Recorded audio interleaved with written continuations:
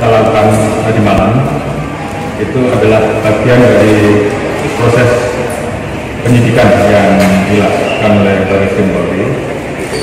Artinya rekonstruksi yang dilakukan belum merupakan hasil final.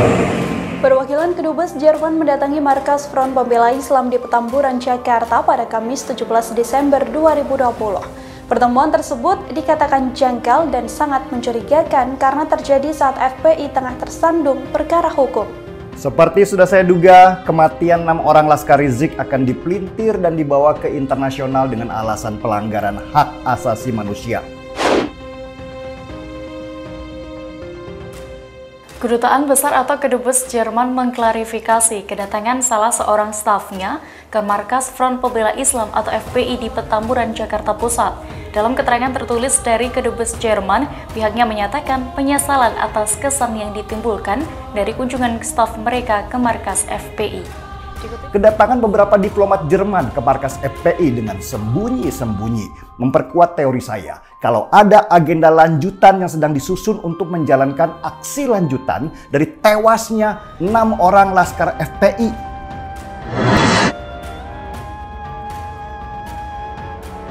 Kami terbiasa tangan kosong, kami bukan pengecut. Mereka yang mengawal pasti dilatih, pasti dibekali, tidak hanya pelatihan, tapi juga perlengkapan. Nah inilah yang membuat aparat harus ekstra hati-hati. Itu reaksi normal, karena memang mereka bertugas untuk mengawal. FPI ini kalau ditinjau dari hukum humaniter itu sudah terpenuhi sebagai dissident armed forces. Langkah staf Kedubes Jerman ke markas FPI berbuntut panjang. Awalnya, FPI mengklaim dikunjungi pihak Kedubes Jerman. Pihak Kedubes Jerman diakui FPI ikut berbelasungkawa atas tewasnya 6 laskarnya yang mengawal HRS. Sekretaris Umum FPI Munarman mengaku bahwa pihaknya didatangi Kedubes Jerman untuk Indonesia. Munarman menceritakan 2 orang dari Kedubes Jerman berkunjung ke Sekretariat DPP FPI Petamburan, Jakarta Pusat pada Kamis 17 Desember 2020 siang hari. Munarman menuturkan, datangnya pihak Jerman di tengah kasus tewasnya 6 anggota FPI itu bakal mengawali perhatian global atas kasus ini. Dia menyebut tewasnya 6 anggota FPI itu sebagai pembunuhan di luar hukum. Yang perlu saya tekankan bahwa dalam rekonstruksi yang tadi malam kita lakukan, kami selalu berusaha untuk profesional, transparan, dan objektif dengan selalu melibatkan rekan-rekan media, rekan-rekan dari pengawas eksternal. Dalam hal ini kami mengundang Komnas HAM, Amnesty International, dari Kontras, Imparsial, dan juga Kompolnas. Dari kedutaan Jerman sudah datang ke Sekretariat FPI, kata Munarman pada Sabtu 19 Desember 2020. Ini menjelaskan sebanyak 2 perwakilan dari Kedubes Jerman mendatangi langsung Sekretariat DPP FPI di Petamburan, Jakarta pada Kamis 17 Desember 2020. Dari pihak Kedubes Jerman menyampaikan turut berduka dan belasungkawa atas kejadian dibunuhnya 6 syuhada, ungkapnya. Sementara itu, berdasarkan pernyataan tertulis dari Kedubes Jerman, mereka membenarkan telah mendatangi markas FPI pada Jumat 18 Desember 2020. Minggu 20 Desember 2020, kedatangan Kedubes Jerman tersebut untuk memastikan jalannya aksi demo 1812 yang menuntut pembebasan Imam Besar FPI Rizik Syihab. Kita sebut karena kita tidak tahu apakah dia petugas resmi atau bukan, karena dia tidak berseragam ya, berusaha memotong rombongan dan menyetop kendaraan. Dan mereka bisa sewaktu-waktu dikerahkan untuk menyerang kemana aja bisa. Mereka punya tanda, punya uniform yang jelas. Setiap anggota FPI dilarang membawa senjata tajam, senjata api, dan bahan peledak. Hal itu disampaikan Kedubes Jerman lantaran masa aksi demo tersebut diperkirakan akan melewati kantor mereka yang berada di Jalan MH Tamrin, Menteng, Jakarta Pusat. Pegiat media sosial Abu Janda mengomentari soal alasan kedutaan besar atau Kedubes Jerman mendatangi markas Front Pembela Islam pada beberapa waktu lalu. Lewat unggahannya di Instagram Permade Aktivis 2, Senin 21 Desember 2020, Abu Janda mengatakan bahwa Kedubes Jerman datang ke FPI bukan untuk mengucapkan duka atas kematian 6 laskar FPI seperti yang disebutkan oleh pihak ormas tersebut. Adapun alasan sebenarnya Kedubes Jerman, kata Abu Janda, yakni ingin menanyakan jadwal aksi demo 1812 yang dilakukan FPI serta sejumlah ormas lainnya. Orang Jerman ke markas FPI nanya jadwal demo 1812. Dibilang Jerman turut berduka, FPI ini jagoan mengarang bebas, tulis Abu Janda.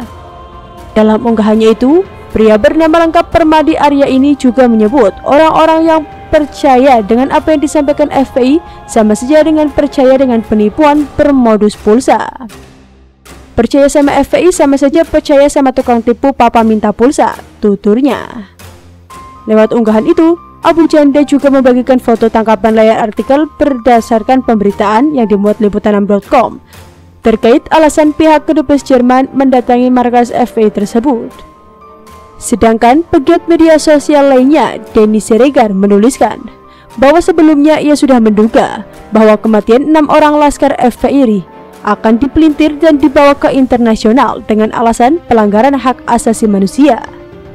Ini persis dengan pola awal perang di Suriah, seperti yang diceritakan penulis buku Prahara di Suriah, Dina Sulaiman.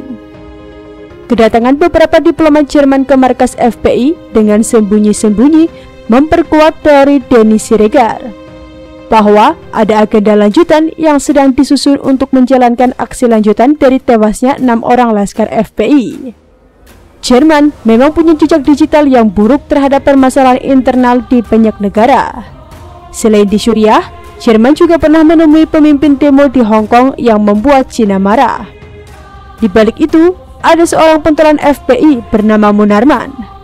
Munarman adalah seorang pengacara yang sempat akan dipecat oleh Dewan Pengurus Yayasan Lembaga Bantuan Hukum Indonesia atau YLBHI. Alasan pemecatan Munarman waktu itu adalah karena dia menolak Pancasila, Undang-Undang Dasar 1945, dan NKRI sebagai negara demokrasi. Dia juga diduga kuat terlibat dalam organisasi Hizbut Tahrir Indonesia atau HTI yang sudah dibubarkan pemerintah. Namun, waktu itu, Munarman membela bahwa dirinya tidak terlibat di HTI, hanya berkawan saja dengan mereka. Dan ketika diplomat Jerman dengan sembunyi-sembunyi datang ke markas FPI, Munarman juga ikut menyebarkan berita kalau kasus kematian 6 orang laskar FPI sudah masuk sorotan internasional. Selepas itu, Denny pun menguliti Munarman. Siapakah Munarman sebenarnya?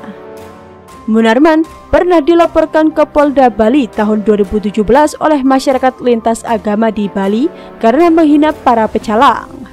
Tapi laporan itu sampai sekarang belum ditindaklanjuti. Dan Munarman juga pernah mempertontonkan aksi kekerasan menyiram secangkir teh ke wajah Tamrin Amal Tamogala, sosiolog dari Universitas Indonesia tahun 2013 di depan publik di acara pagi di TV One. Dan perlu diketahui, Munarman juga pernah masuk ke dalam penjara di Depok pada 2007 karena dianggap menyerang seorang dan karena kepemilikan senjata api dan bahan peledak ilegal. Munarman bilang anggota FPI tidak pernah membawa senjata api. Munarman ngibulnya keterlaluan. Jejak digital tak pernah bohong. Dan tahun 2015 beredar foto dan video Munarman di media sosial ketika dia berbaiat kepada ISIS, organisasi kejam yang tujuannya untuk mendirikan negara agama di seluruh dunia. Begitu banyak dosa Munarman yang mengerucut pada satu benang merah, bahwa Munarman sejatinya adalah orang yang punya ideologi militan untuk mendirikan negara agama di atas negara Republik Indonesia.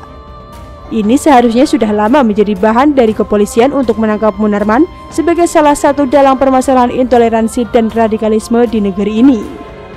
Ketika diplomat Jerman dengan sengaja dan sembunyi-sembunyi datang ke markas FPI, Munarman juga ikut menyebarkan berita kalau kasus matinya 6 orang laskar FPI sudah menjadi sorotan internasional.